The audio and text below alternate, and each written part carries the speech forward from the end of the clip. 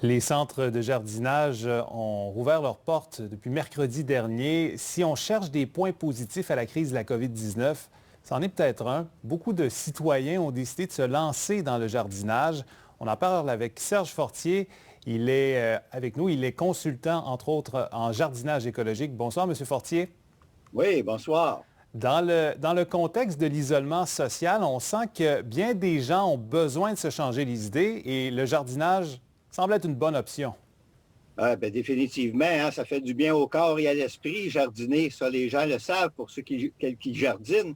Et puis pour ceux qui ne jardinaient pas, je crois que le goût va leur venir parce que ça va être un des passe-temps, je te dirais, le plus populaire et qui permet justement la distanciation sociale puis s'occuper chez soi.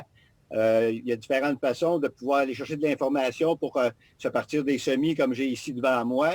Et puis de pouvoir commencer à goûter à ça, à retoucher à la terre, ne serait-ce qu'on ait un petit morceau, un petit coin de gazon ou de terrain, on peut le faire, on peut même le faire dans des bacs. Hein. Alors, c'est vraiment intéressant. Et puis, les centres de jardin, ça aurait été très de valeur qu'ils ne puissent pas ouvrir parce que, vous savez, s'acheter une paire de chaussures, mettons qu'on ne peut pas le faire pour l'instant, on le fait juste dans 2 mois, on va pouvoir le faire.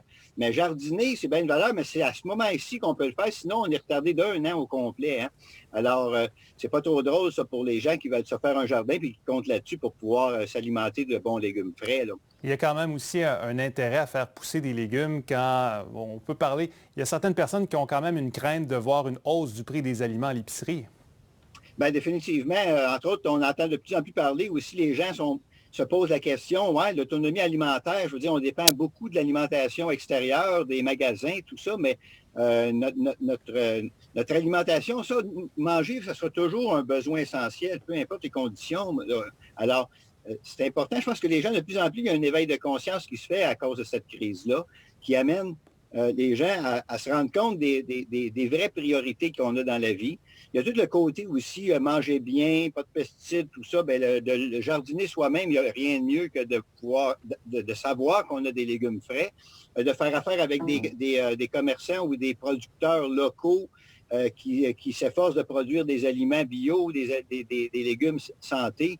Je crois que ça va permettre à ces petites entreprises-là de pouvoir mieux vivre aussi. Les gens vont aller vers ces fermes-là, ces fermes maraîchères-là. Alors, non, c'est intéressant. Il y a tout de même aussi une forme d'accomplissement personnel. Voici une salade faite avec mes tomates, mes concombres. C'est bon pour le moral, pour l'estime de soi aussi. Ah oui, oui, oui, définitivement. Puis c'est une belle école pour les enfants aussi, pour les éduquer à la terre, au vivant. Parce que notre société s'est éloignée beaucoup de la terre, du contact avec le sol, avec notre création, ni plus ni moins, parce que dans le fond, si on est vivant, c'est à cause qu'on se nourrit de ce qui pousse dans la terre, hein, veut pas. Alors, c'est une belle école, entre autres, de jardiner. C'est facile à faire aussi. Vous savez, moi, je dis souvent dans mes conférences, les formations, c'est pas nous autres qui fait pousser les plantes, c'est la nature qui fait pousser les plantes. Nous, ce qu'on a à faire, c'est de créer un sol, d'entretenir un sol, de nourrir un sol qui va permettre à la vie dans la terre de nourrir les plantes qu'on veut cultiver. Et la nature est super généreuse quand on sait comment en prendre soin. Il nous reste un peu plus d'une minute pour l'entrevue télé. Je tiens à inviter les gens à se connecter sur notre page Facebook. Le bulletin est diffusé en direct. Et pendant la prochaine pause, j'aurai l'occasion de vous poser quelques questions parce qu'on a demandé certaines questions à des gens du public. Mais je pense que vous pouvez on a le temps d'en faire quelques-unes en ondes à la télévision. Première question, quels légumes poussent le mieux dans des bacs et quels déconseillez-vous? Oui, dans les bacs, tout dépendant des grandeurs de bacs, il faut comprendre que la terre va être plus chaude dans les bacs qu'en pleine terre. OK? Donc, les légumes qui vont mieux réussir, ça va être les légumes qui demandent de la chaleur, comme les tomates, les piments, les aubergines, les cocombes, toutes les cucurbitacées qu'on appelle la famille des cocombes, courges, melons. Par contre, ça prend beaucoup de place dans un bac. Alors, les chères tomates sont les bienvenues. Ça, quand on parle de jardin, ça égale tomate. Hein, bien souvent, tout le monde a ça, ne veut pas des tomates, on en mange tellement. Alors, la laitue, durant l'été, va moins bien réussir, quoi qu'on peut quand même l'essayer. On peut se faire des carottes facilement dans des bacs aussi. Alors, on a quand même un bon choix. Mais ce qu'il faut surveiller dans les bacs, c'est l'arrosage, parce qu'on est privé de la source souterraine d'approvisionnement en eau des plantes. Et ça, c'est malheureusement pas beaucoup expliqué. C'est que la majorité des besoins d'eau d'une plante dans la nature, ça provient du sous-sol. Ça remonte par capillarité du sous-sol. Alors, quand vous êtes avec des bacs qui ont un fond, surtout les bacs surélevés, il n'y a pas cette source-là. Alors, il faut mettre beaucoup d'eau par arrosage. Ça, c'est souvent ce qui crée des problèmes au niveau des cultures dans les bacs. Alors, M. Fortier, c'est tout le temps qu'on a pour notre entrevue télé.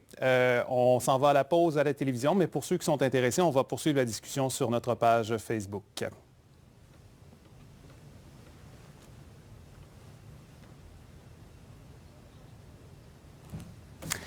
On est de retour sur notre page Facebook. Salutations aux gens qui sont connectés. Monsieur Fortier, beaucoup de gens nous parlent, surtout en région, nous parlent de la plante qui est devant vous. C'est quoi? C'est un plant de tomate? OK, oui, ça, c'est les plants de tomates. Je peux le soulever peut-être un peu si vous voulez mieux voir, là.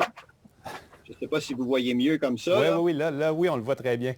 Oui, bon, ça, ce sont mes plants de tomates. À ce temps-ci, il faut qu'ils soient à peu près de cette grosseur-là, c'est-à-dire deux vraies feuilles de sortie. Et puis, pour arriver à temps, là, si on veut, pour la transplantation, pas avant fin mai, début juin. Si vos plants sont beaucoup plus avancés que ça, il y a des chances qu'ils vont justement trop avancer. Puis surtout quand on fait des semis dans la maison, on manque de lumière, puis il fait souvent trop chaud la nuit. Alors que dehors, vous savez, il y a toujours une différence entre la température de jour et la température de nuit. Alors, ça fait des plants qui rallongent trop. Et quand vous allez sortir ça dehors, bien là, ils vont être feluettes, puis il y a des chances que vous les perdiez. Donc, il ne faut pas les partir trop de bonne heure. Les plants de tomates, entre autres, on passe ça environ 8 semaines avant le moment qu'on prévoit des planter à l'extérieur. Surtout qu'on voit, en tout cas, on va le voir à la météo dans un instant, mais les nuits sont encore sous zéro assez souvent. Autre question, mon balcon est à l'ombre. Vous conseillez quoi comme fleurs?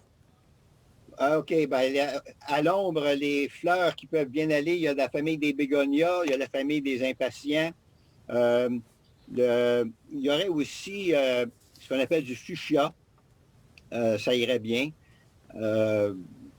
C'est pas mal, il y a quand même plusieurs variétés dans ce que j'ai nommé, là, parce que la famille des bégonias, il y a les bégonias tubéreux, il y a des bégonias pendula qui répandent. La lobelia réussit bien aussi. Ça, c'est une petite plante délicate qui fait des multitudes de petites fleurs bleutées ou rosées. Ce sont des plantes intéressantes pour aller dans les balconnières ou les jardinières à l'ombre. Comment éviter que mes récoltes se fassent manger par les animaux ou les pucerons? OK. Là, on rentre dans quelque chose qui pourrait être long à expliquer, mais qui est quand même simple à comprendre. La première des choses que je peux vous dire, bon, moi, ce que je fais, c'est que je me suis spécialisé dans la compréhension des lois environnementales qui permettent aux végétaux d'être autonomes dans la nature. OK? Il existe 8 grandes lois et souvent, quand nos plantes sont attaquées, c'est parce qu'ils vivent un stress. Ça, c'est la loi que j'appelle la place est au plus fort.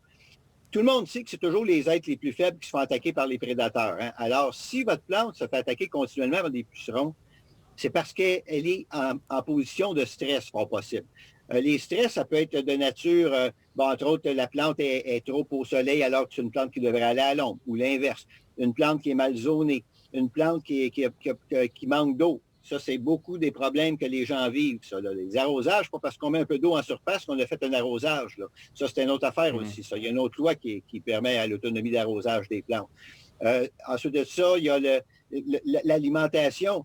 On a tendance à mettre trop d'engrais, des engrais concentrés qu'on vend à tour de bras. Comme tel, ce qui est important, c'est de préparer le sol avec un bon compost ou avoir un paillis qui se décompose et qui devient le compost. Vous savez, on rentre dans un sujet assez vaste et assez large. Oui, il nous reste moins d'une minute avant de revenir en ondes. C'est pas c'est ça la solution. Non, non. C'est que c'est tout un paquet de gestes qui, en amont, qu'on ne fait pas correct, qui amènent en aval des problématiques. OK? Et qui nous amènent à consommer des produits parce qu'on vit un problème. D'où l'importance de demander conseil lorsqu'on se lance dans du jardinage. C'est tout le temps qu'on a pour vos conseils et les réponses à nos questions. Merci beaucoup, M. Fortier.